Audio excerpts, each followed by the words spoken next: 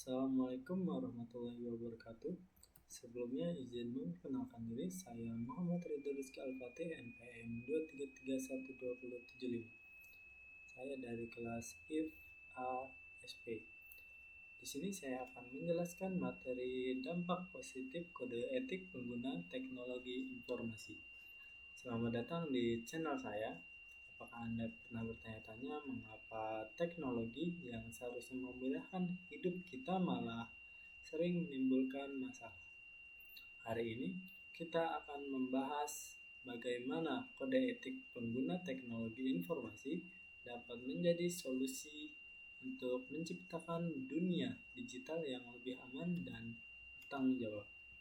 Langsung saja yang pertama, kode etik pengguna teknologi.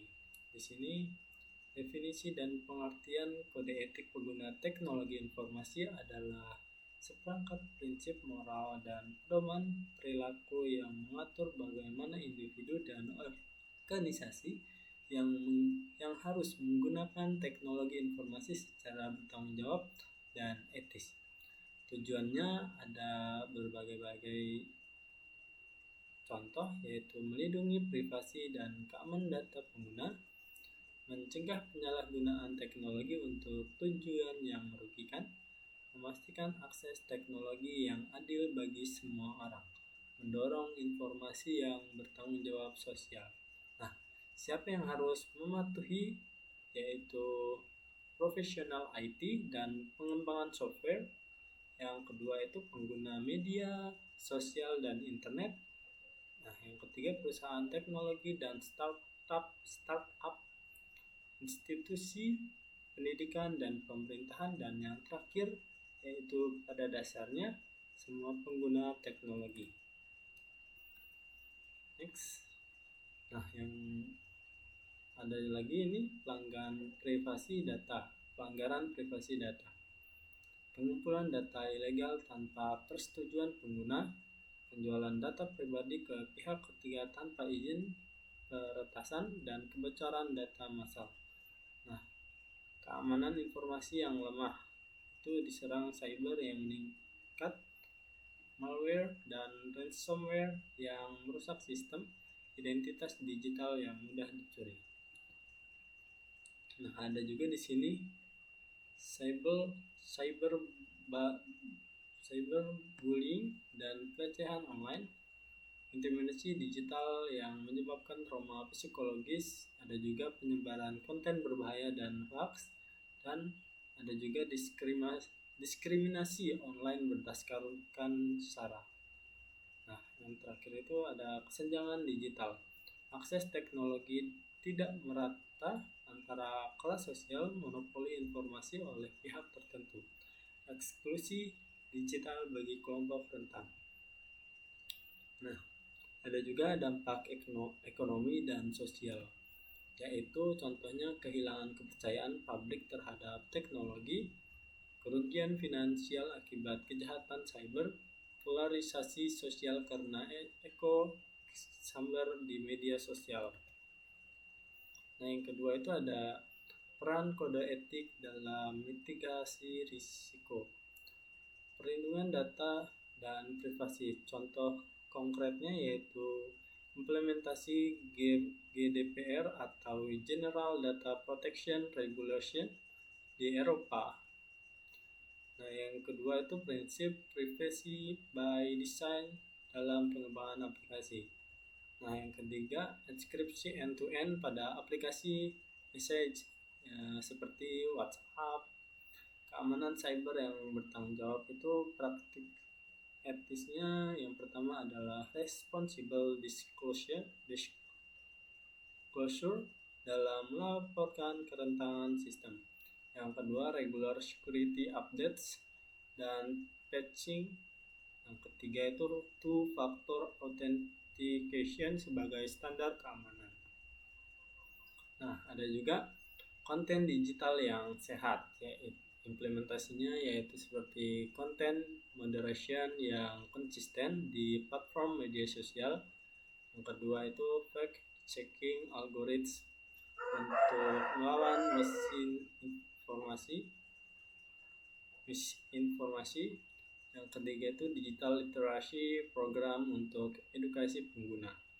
Nah, di sini ada juga inklusi digital.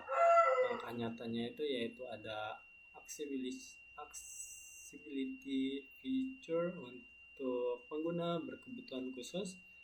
Yang kedua itu affordable internet programs untuk komunitas berpenghasilan rendah. Yang ketiga itu multi language support dalam aplikasi global. Contoh kasus nyatanya itu yaitu kasus sukses Signal Messenger. Latar belakangnya Signal mengembangkan aplikasi messaging dengan fokus utama pada privasi dan keamanan pengguna. Penerapan kode etik yaitu ada open source code untuk transparansi, dan yang kedua end-to-end encryption by default. Yang ketiga itu no data collection policy. Yang keempat itu non-profit foundation untuk menghindari konflik kepentingan komersial. Dampak positifnya yaitu meningkatnya kepercayaan pengguna terhadap privasi digital. Yang kedua menjadi standar emas untuk aplikasi messaging yang aman. Dan yang ketiga mendorong kompetitor untuk meningkatkan fitur privasi.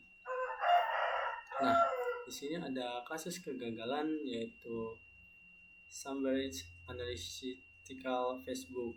Latar belakangnya yaitu skandal penyalahgunaan data 87 juta pengguna Facebook untuk kepentingan politik.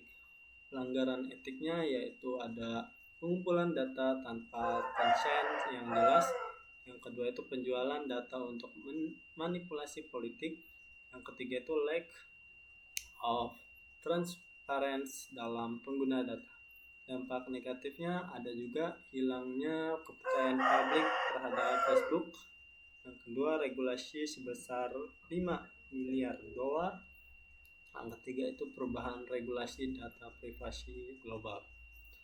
Kasus positifnya ada Wikipedia. Nah, di sini model etisnya yaitu open source knowledge yang demokratis. Yang kedua itu neutral point of view sebagai prinsip editorial. Yang ketiga free access untuk semua pengguna. Dan yang keempat transparency editing proses. Nah, di sini ada dampak positif demokratisasi akses informasi global. Yang kedua model sustainability yang tidak bertanggung jawab pada iklan. Dan yang ketiga standar kualitas informasi yang tinggi. Nah, di sini ada manfaat mematuhi kode etik, yaitu manfaat untuk individu, keamanan personal, yaitu yang pertama proteksi identitas digital dari pencurian, keamanan finansial dalam transaksi online, dan yang ketiga yaitu privasi komunikasi yang terjamin. Nah, di sini ada juga pengalaman digital yang lebih baik, yaitu yang pertama konten berkualitas dan relevan. Yang kedua itu interaksi online yang positif, dan yang ketiga akses informasi yang akurat. Dan ada juga pengembangan karir. Yang pertama itu professional reputation yang baik di dunia digital. Yang kedua itu digital skills yang etis dan bertanggung jawab. Dan yang ketiga network profesional yang berkualitas. Nah, tadi itu manfaat untuk individu. Di sini ada juga manfaat untuk organisasinya. Ada untuk kepercayaan dalam reputasi, yaitu brand trust yang kuat dari konsumen. Yang kedua itu customer loyalty jangka panjang, dan yang ketiga competitive advantage melalui etika. Nah, ada juga efisiensi operasional. Yang pertama itu reduced legal risk dan biaya litigation, dan yang kedua better employee engagement karena budaya etis, dan yang ketiga itu sustainable business model jangka panjang. Inovasi berkelanjutan ada juga. Yang pertama itu responsible innovation yang berdampak positif, dan yang kedua stakeholder support untuk proyek-proyek baru, dan yang ketiga itu ada akses to ethical investment dan funding. Nah, tadi kan udah dua nih, yaitu apa tadi, manfaat untuk individu dan manfaat untuk organisasi. Di sini ada juga untuk manfaat untuk masyarakat. Yang pertama itu koherensi sosial, yaitu digital divide yang semakin mengecil dan sosial harmoni dalam interaksi online. Dan yang ketiga itu democratic participation yang lebih inklusif. Nah, di sini ada juga ekonomi digital yang sehat, yaitu fair competition antar platform digital, dan yang kedua itu consumer protection yang efektif, dan yang ketiga innovation ekosistem yang berkelanjutan.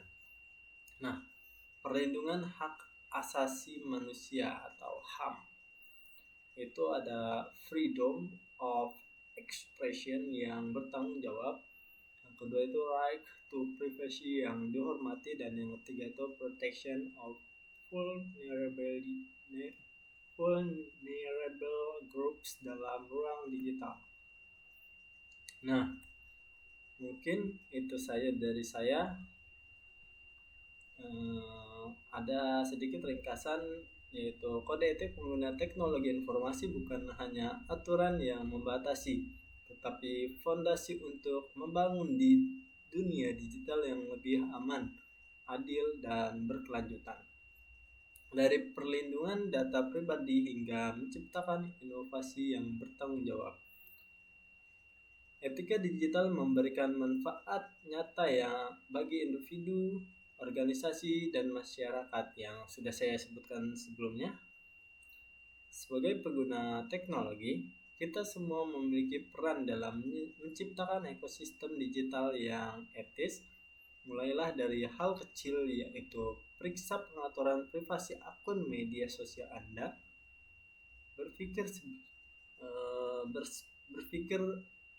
sebelum berbagi informasi, dan dukungan platform yang menghargai hak-hak pengguna. Mungkin cukup itu saja dari saya. Sekian. Assalamualaikum warahmatullahi wabarakatuh.